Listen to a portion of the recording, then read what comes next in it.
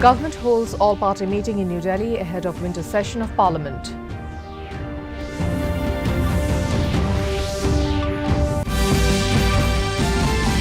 NSA Ajit Doval urges all UN member countries to refrain from providing support to entities involved in terrorist acts.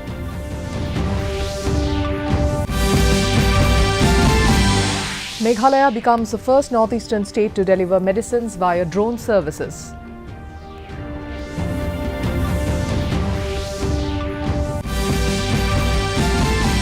Traditional stone pulling ceremony to commemorate Anglo-Naga peace treaty held at Mizoma village in Nagaland.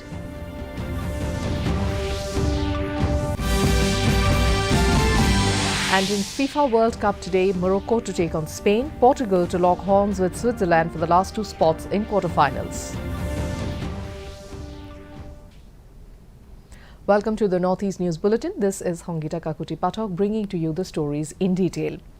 All-party meeting was held in the Parliament complex in New Delhi ahead of the winter session of Parliament, which is scheduled to begin from tomorrow. Defence Minister Rajnath Singh, Parliamentary Affairs Minister Prahlad Joshi, Minister of State for Parliamentary Affairs Arjun Ram Meghwal and V. Muralidharan attended the meeting.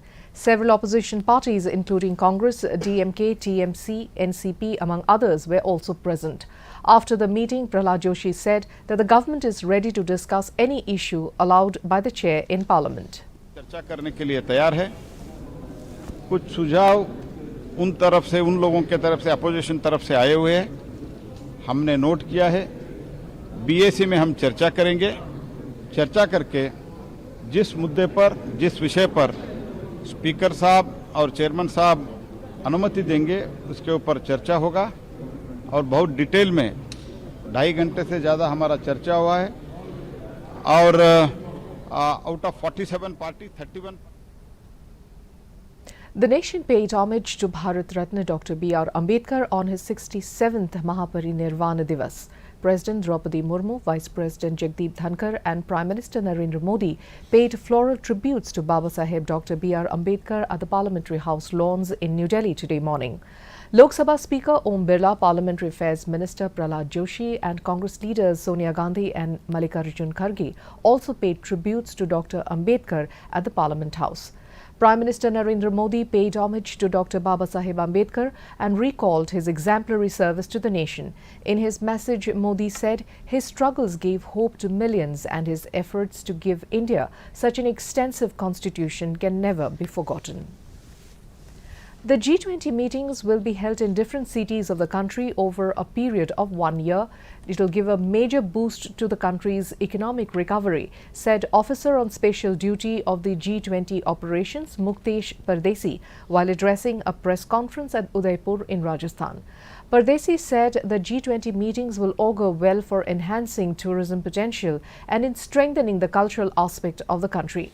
He said the G20 meetings will give a much required push to the employment generation which has been affected due to COVID-19 pandemic. The senior official said that the G20 meetings which will be held under India's presidency has become a people's movement as the masses are becoming part of the diplomatic event. हमें प्रसारित करना है कि India largest democracy ही नहीं है, ये mother of democracy है। Finally जब समिट होगा सितंबर में, अगले सितंबर में, तो जो कम्युनिके निकलेगा वो इंडिया का जो कम्युनिके होगा वो एक तरह से लीगली बाइंडिंग तो नहीं बट पॉलिटिकली इम्प्लीमेंटेबल डिसीजन होगा जिसका एक अपना महत्व होगा। National Security Advisor Ajit Doval on Tuesday said that connectivity with Central Asian countries remain India's key priority. Speaking at the first India-Central Asia meeting of the National Security Advisors in New Delhi, Doval said a peaceful, secure and prosperous Central Asia is in our common interest. He added that countering terror financing should be everyone's equal priority and urged all UN members to refrain from providing support to entities involved in terrorist acts.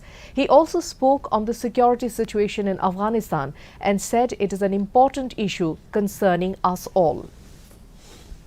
Prosperous Central Asia is in our common interest.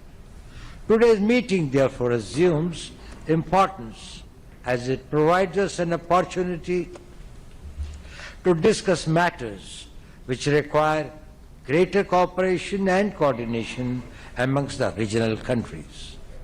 The persistence of terrorist networks in the region, including in Afghanistan, is also a matter of deep concern. Financing is the lifeblood of terrorism, and terror financing should be. India's permanent representative to the United Nations, Ruchira Kamboj, has said that terrorism remains a global challenge. Kamboj has said that only a unified and zero-tolerance approach to terrorism can eventually defeat it. The Indian envoy to the UN also talked about the 26/11 Mumbai terror attack. She said India believes that the credibility of collective fight against terrorism can be strengthened only when we can ensure accountability for the grave and inhuman acts of terror committed by terrorists and take strong measures against those who encourage, support and finance terrorism. Iraq continue their fight against ISIL, it is also critical to fight the impunity of terror globally. Last week, the victims of the 26/11 Mumbai terror attacks were remembered in India and several other countries. Be it Mumbai or Mosul, India strongly believes that the credibility of our collective fight against terrorism can be strengthened only when we can ensure accountability for the grave and inhuman acts of terror committed by terrorists. Women have played a crucial role from time immemorial, be it in the freedom struggle to present times and wide variety of fields. Seeds of gender equality have been sown in our country through various steps. It will reap benefits for our society on the whole. As a consequence, women empowerment will lead to an equitable, inclusive and diverse growth story of India. This was stated by Minister of State for Health and Family Welfare, Dr. Bharti Praveen Pawar, as she chaired the Women Leading Change in Health and Science in India conference, along with Dr. Jitendra Singh, Minister of State for Science and Technology in New Delhi today. Melinda French Gates of Gates Foundation was also present at the event.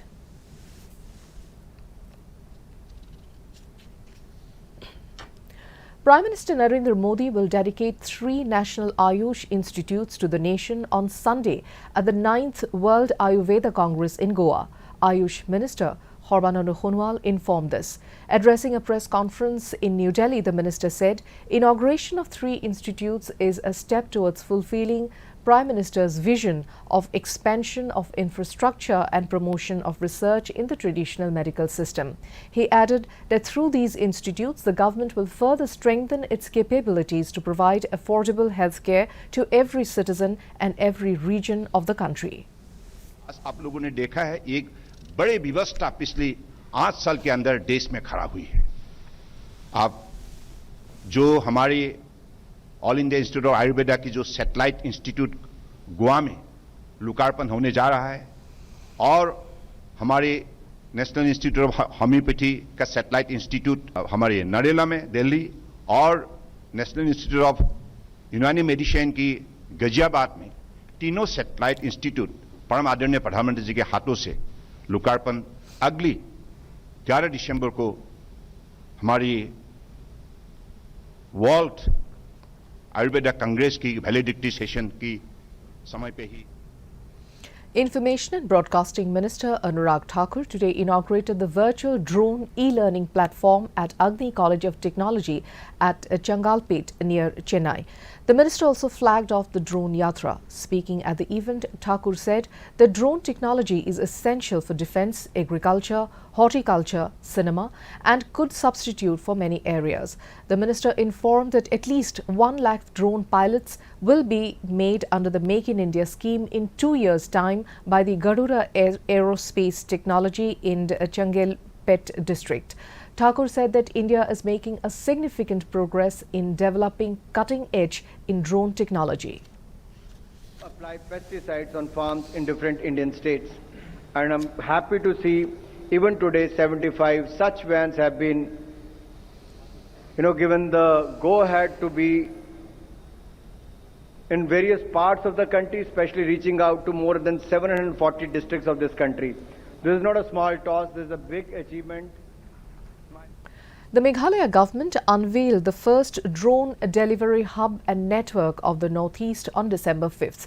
The groundbreaking effort intends to improve universal access to healthcare in Meghalaya by delivering vital supplies like drugs, diagnostic samples, vaccines, blood and blood components quickly and safely to different regions of the state using a dedicated drone delivery network. The commencement of the project began with the inauguration of Asia's first drone delivery hub built at the Jengjal Sub-Divisional Hospital. On the same day, the first official drone flight took off from Jengjal Sub-Divisional Hospital hub and delivered medicines to Padel Doba PHC. Assam Chief Minister Dr. Himanta Biswa Sarma today inaugurated Nalbari Science Centre and Planetarium at Milonpur in Nalbari town. Inaugurating the planetarium, Dr. Sarma said Nalbari Science Centre and Planetarium is the first 3D and the fourth planetarium in the state. It is equipped with the latest technologies and would motivate the students to adopt science and technology as a career option. The Chief Minister also addressed a public rally at Horiotoli Stadium in Nalbari. Dr. Sarma inaugurated and laid foundation stones for 12 projects, including inauguration of Horticulture Research College, foundation stone for integrated DC office complex, etc., worth 680 crore rupees in Nalbari district. প্ৰায় 25-30 হাজাৰ কোটি টকাৰ কাম অসমত একেলগে হয় আৰম্ভ হ'ব নহলে উদ্বোধন হ'ব নলবাৰীৰ কাৰণে সুখবৰ যেহেতু অসমৰ বাবে আৰু মই নলবাৰীক পৃথক চকুৰে চোৱা নাই সমগ্ৰ অসমৰ বাবে In Nagaland, the traditional stone-pulling ceremony of the Angami tribe was held at Mizoma village today. The event is being organized to commemorate 142 years of the Anglo-Naga Peace Treaty, which concluded on March 27, 1880.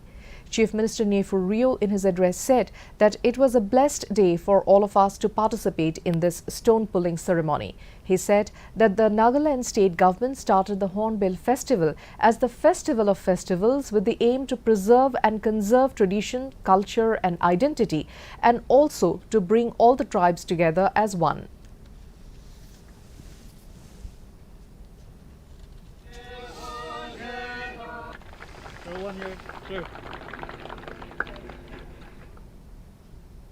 In FIFA World Cup at Qatar, Morocco will take on Spain while Portugal will lock horns with Switzerland today for the last two spots in the quarterfinals. The round of 16 match between Morocco and Spain will begin at 8:30 p.m. Indian time, while the Portugal-Switzerland match will begin 12:30 a.m. India time. Yesterday, Brazil thrashed South Korea 4-1 and secured their spot in the 2022 World Cup quarterfinals. In another match, Croatia entered the quarterfinals after defeating Japan 3-1. Tripura Chief Minister Dr. Manik Saha today inaugurated Protighare Sushashan Mela at Chandipur in the state. Dr. Saha in his address said that the Tripura government is committed to deliver the basic rights of the people at their doorstep. The Chief Minister said that good governance is the lifeblood of democracy. He also said that the Tripura government has launched Protighare Sushashan campaign so that people of all sections of the society reap the benefits of these welfare schemes. And to end the news, the main points once again. Government holds all-party meeting in New Delhi ahead of the winter session of Parliament.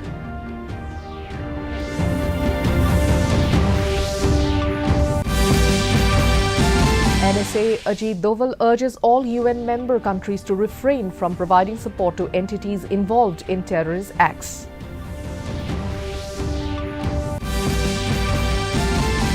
Meghalaya becomes the first northeastern state to deliver medicines via drone services.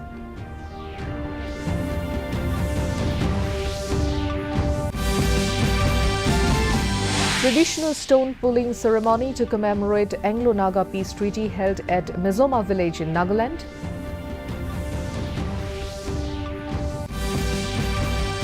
And in FIFA World Cup today, Morocco to take on Spain, Portugal to lock horns with Switzerland for the last two spots in the quarterfinals.